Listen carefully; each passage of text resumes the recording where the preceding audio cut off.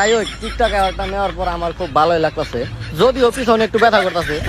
এটা কোনো ব্যাপার না, এখন আমি আমার টিকটকের প্রতিভা সবার মাঝে ছড়াই দিব, আর আগামী প্রজন্ম হইব সব টিকটকার আর টিকটকার।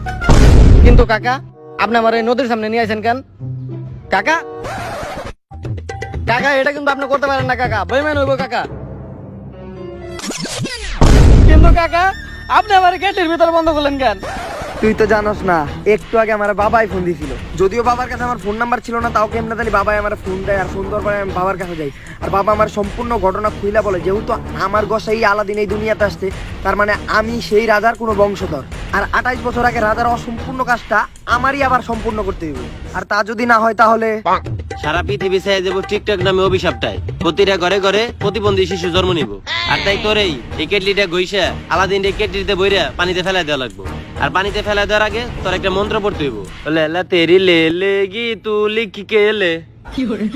আচ্ছা বাবা, যেটা আমার দাদারা করতে না পারছে সেটা আমি করে দেখাবো।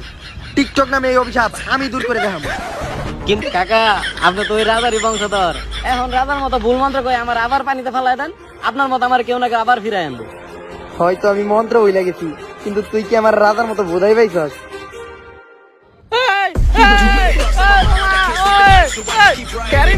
টিকটক রে এইভাবে রোস্ট করে নাই, তুই যে এইভাবে আমার পিছনে আগুন লাগাইছ, তুই এই কামটা আমার লগে একদমই ঠিক করলি না, আমি আবার ফিরামু।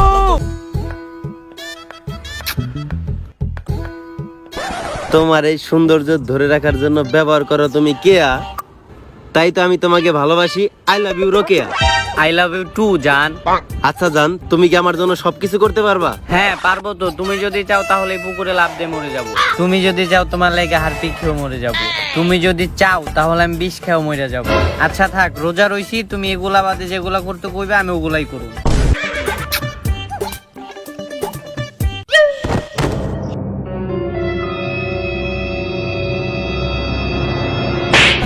রোজা রমজানের দিনে সব নষ্ট চিন্তা ভাবনা বাদ দে। তোরে যে আমি 4-5 দিন ধরে বুঝাই বুঝাই কইতাছি যে সবকিছুর দাম বাইরে যাবো, সামনে ঈদ, তুই আমার কথাই শুনস না। তাড়াতাড়ি যায় বাজার করে নিয়ে আইগা।